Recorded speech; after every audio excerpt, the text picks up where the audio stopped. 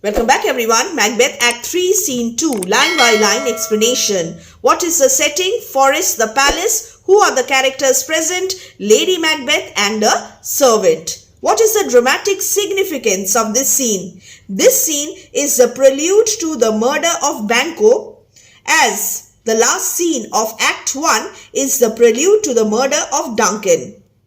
The position of Lady Macbeth and Macbeth is reversed over here. Macbeth and not Lady Macbeth is the moving spirit in the tragedy, while Lady Macbeth is merely docile, meek. It may be that Macbeth detects in her an element of weakness and wishes to spare her the grim details of the murder. So this is the dramatic significance of this scene. Dear students, do check the pinned comment section for all important video links related to your syllabus. As far as the stage directions is concerned, the place is the same as in the last scene. The time very shortly after it, Lady Macbeth enters from the inner stage, important, disillusioned and weary for want of sleep. She is mentally disturbed, she is sleepless and she is disillusioned and also very tired for want of sleep. Is Banquo gone from court? Has Banquo left the palace? Madam, but returns again tonight. Yes, madam, but he is coming back tonight. Say to the king, I would attend his leisure for a few words. Go and tell the king that I would like to speak to him at his leisure. Madam, I will exit. Lady Macbeth, she is alone on the stage. Knots had, all's spent. This is remorse. Lady Macbeth is remorseful. Knots had, all spent. We have attained our goal but lost peace of mind. If by killing Duncan we were to live in such a state of uncertain joy, doubtful joy, it would have been better to be dead. Knots had, all spent. What is the meaning of this? Knots had. Write down. Knots had means we have got nothing of what we aimed at. All spent, we have lost everything. Lady Macbeth is a prey to profound melancholy over here. She has been, since she became queen, suffering intensely. But her pride and her love for Macbeth will not allow her to speak out. This self-suppression prepares us for the sleepwalking scene, for the illness that brings about her suicide. This is self-suppression. She is remorseful, but she is unable to express her tension, her worries to anyone else. Knots had, all spent, where a desire is got without consent. It is safer to be that which we destroy than by destruction dwell in doubtful joy. Doubtful joy. Joy mixed with fears. Very important. Enter Macbeth. How now, my lord? Why do you keep alone? Here, Lady Macbeth asks Macbeth, what is the matter, my lord? Why do you keep aloof, brooding over, thinking about, sorriest fancies your companions making, using those thoughts which should indeed have died with them, they think on. What is the matter, my lord? Why do you keep aloof, brooding over unhappy thoughts still, nursing those memories which should have perished with those with whom they are concerned?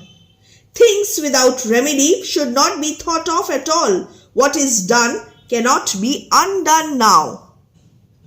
Things without all remedy.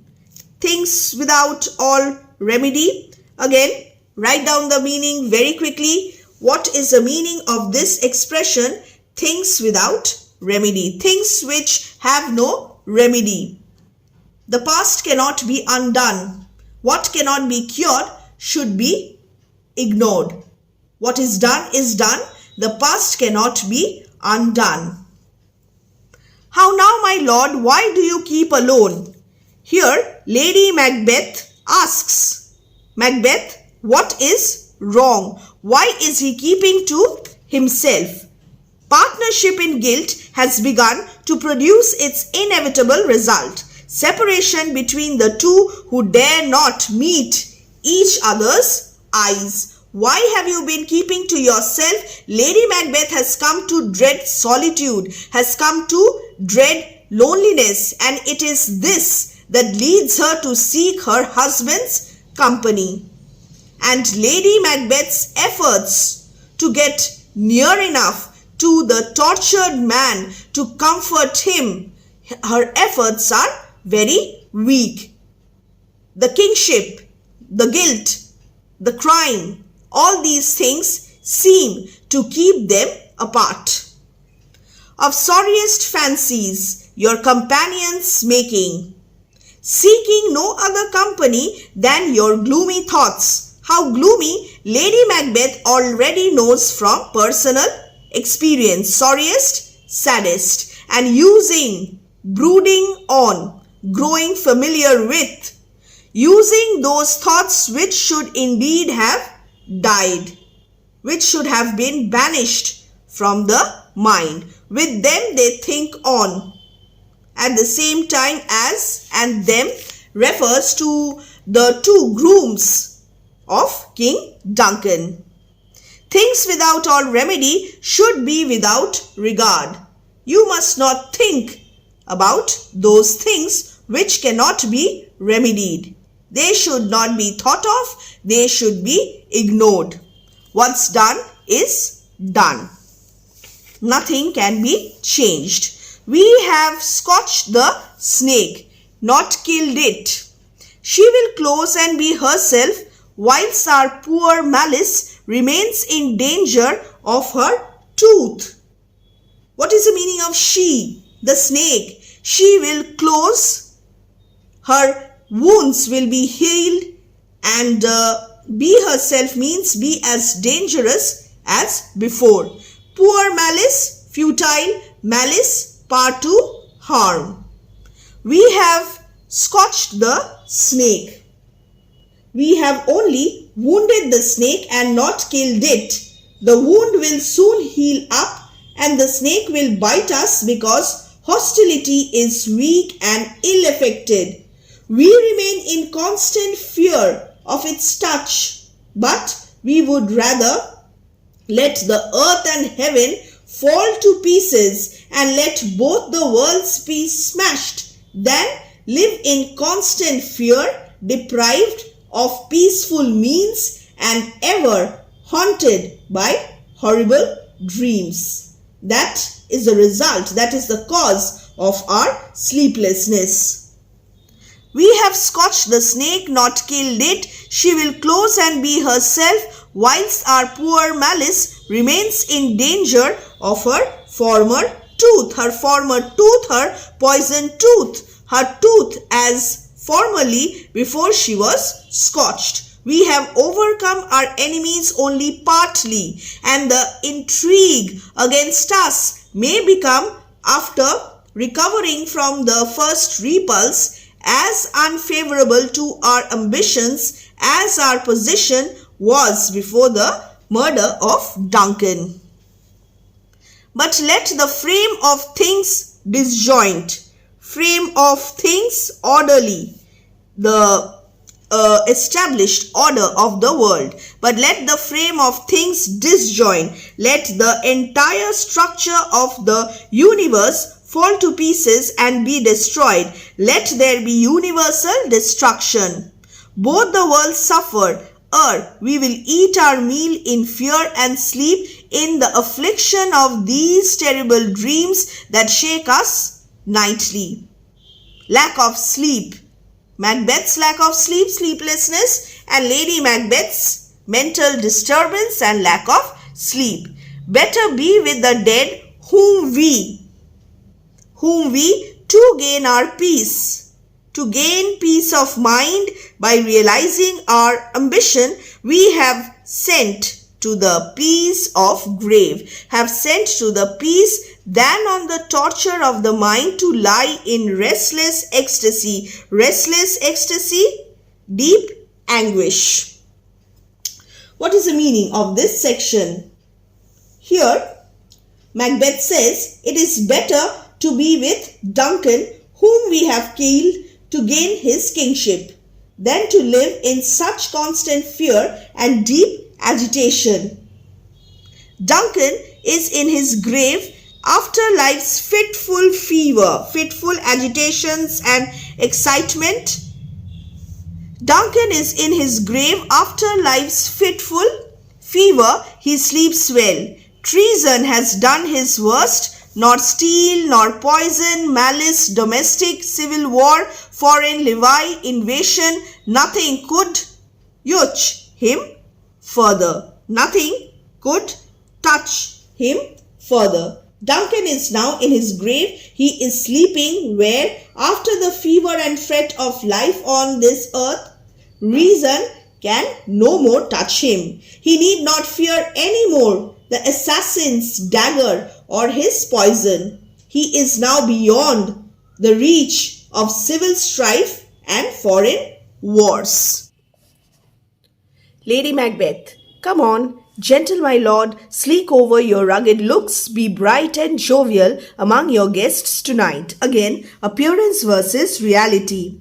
Sleek over your looks, wear a smooth countenance. Hide your disconcerting thoughts beneath a bland exterior. Compose your looks, look carefree and cheerful. So shall I love, and so I pray be you. You also do the same. Let your remembrance apply to Banquo. What would be the role of Lady Macbeth?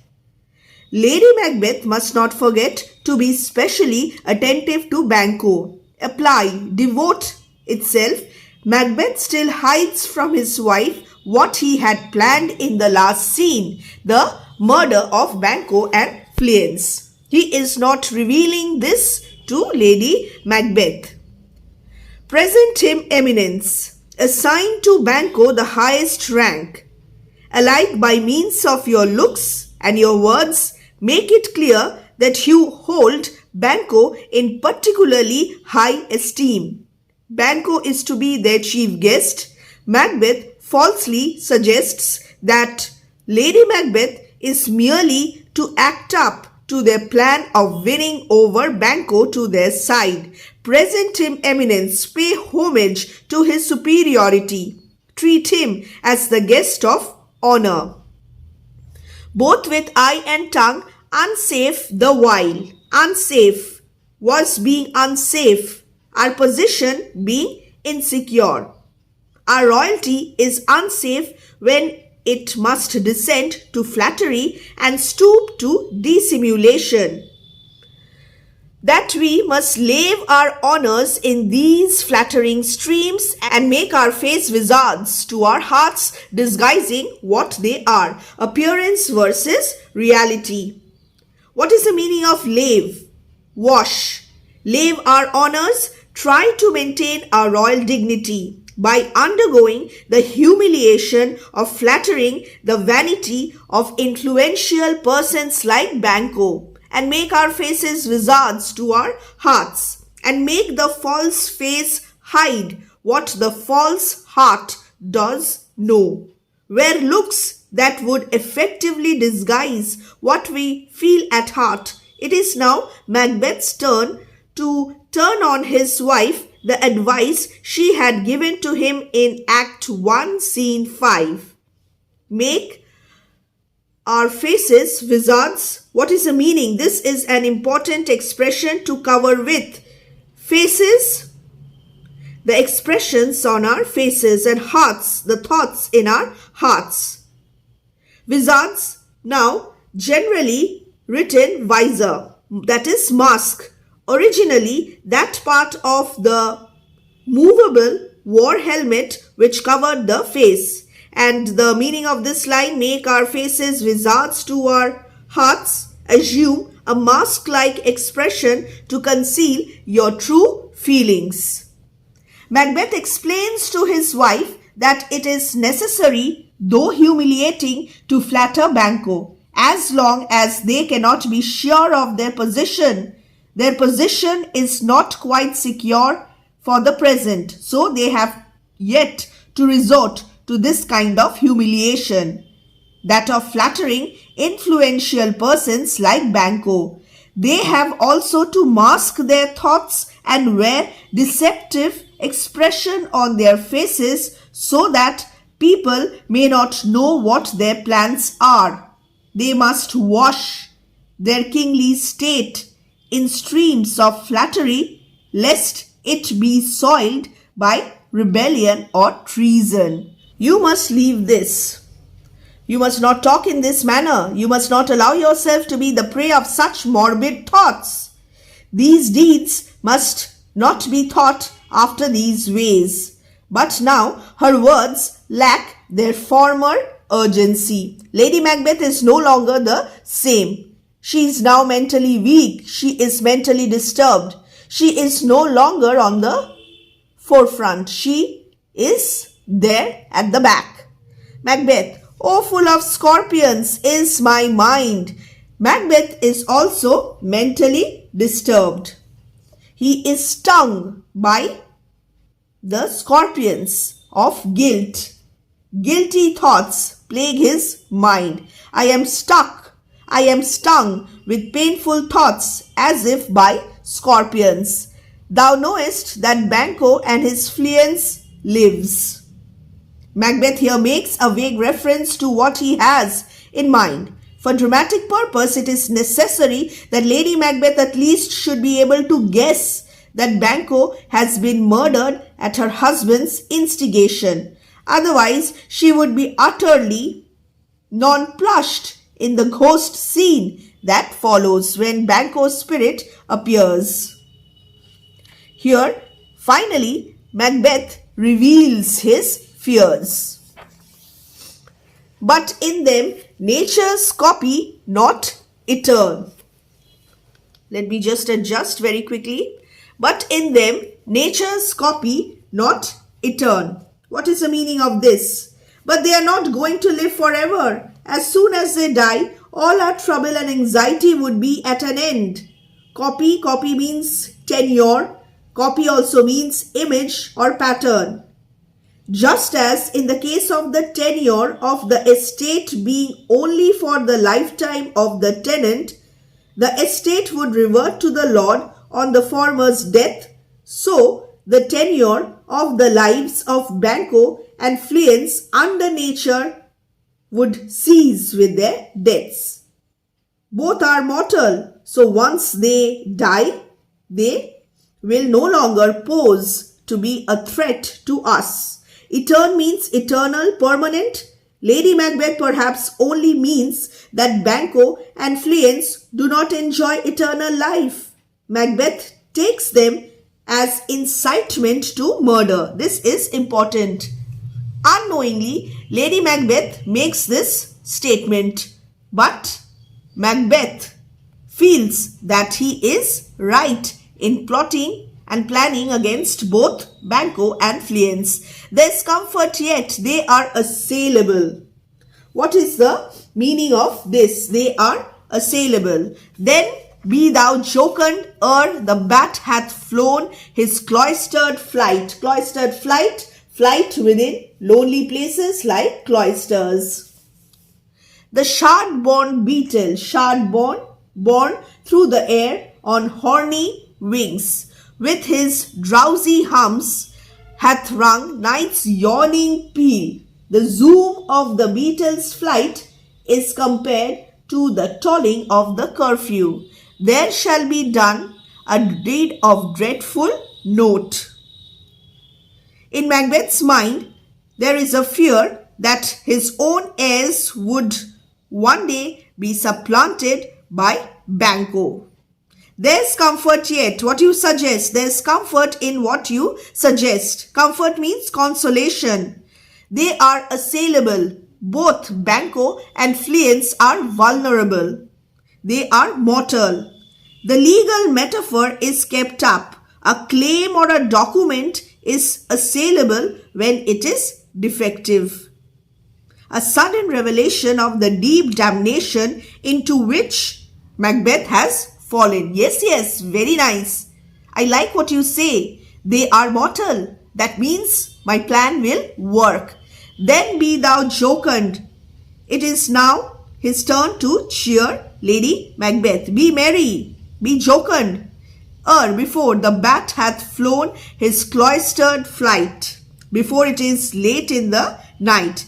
Cloistered, backward and forward moving as it frequently does with cloisters, that is, covered walks in colleges, convents or cathedrals. To black Hecate's summons, in obedience to black, that is, worshipped at night or mysterious. And Hecate, classical Hecate, is identified with Diana or the moon goddess. Black is appropriate to her. Hecate is described almost as identical with night, which justifies the adjective black. The shard-born beetle, shard-born, which keeps itself up in the air by means of its shards or scaly wing cases, or it also means dung bread, which is bred in the dung of animals. Beetle is a general name applied to those insects which are covered with a strong horny substance and have the abdominal part of their body guarded by two sheaths, the shards, under which the wings are folded. And drowsy means sleep-inducing. Hums, the force of the plural seems to lie in the fact that the hum of the beetle is a series of disconnected noises. I do realize that it is possible to attack and kill them. So you should be cheerful before the bat has flown tonight round the dim cloisters of the church, and before the beetle, summoned by Hecate, queen of night, as heralded by the sleepy spell of the night, there will be done a most dreadful deed. What is the most dreadful deed? The assassination of Banquo and his son Fleance. What's to be done? Be innocent of the knowledge. Do not bother to know. Lady Macbeth, dearest Chuck. Chuck is a term of endearment, fondness often applied to one's wife. Till thou applaud the deed. Till the deed is done, and you can congratulate me on having had it done. Come sealing night, blinding. A metaphor from falconry. To seal is to close up the eyelids of a hawk by passing a fine thread through them in order to tame it. Come sealing night, scarf up the tender eye of pitiful day. Scarf up, completely blindfold as with a scarf. Eye of pitiful day, sun that looks with pity. And why is it tender? Sensitive to deeds of cruelty. Pitiful means compassionate, because cruel crimes are generally committed at night. The day is supposed to have a special abhorrence, hatred of them, and to pity their victims. And with thy bloody and invisible hand cancel and tear to pieces the great bond which keeps me pale. This one precedes Banquo's murder. This speech, this apostrophe precedes Banquo's murder. Bloody. Why is thy bloody and invisible hand? Bloody means night's hand is bloody because deeds of violence are committed at night. And invisible, why? Because murderers and criminals are likely to strike in the dark. Cancel, render formally invalid by crossing out.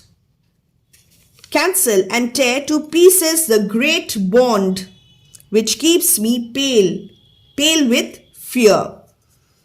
Who keeps him pale? If Banquo continues to live, then Macbeth also continues to live in constant fear. Macbeth tells Lady Macbeth, I would not like you to know of it, of what I am planning, darling, till it is done and you have the occasion to appreciate it. Let night come and close the affectionate eyes of pitiful day, and let it cut to pieces with its invisible murderer's hands that lease of life which keeps me in a state of perpetual fear. Light thickens, it is becoming dark, and the black agents, the crow, the black agents makes wings to the rooky wood. Crows are birds of ill omen. The crows are flying towards the woods to retire there for the night. Good things of day begin to droop and drowse. Alliteration, droop and drowse. The beneficent influences of the day are losing their power. The wicked creatures of the night are becoming active and are now beginning to move about in search of their victims, while night's black agents to their praise do arouse. So night is the time to commit all the wicked things. Darkness thickens.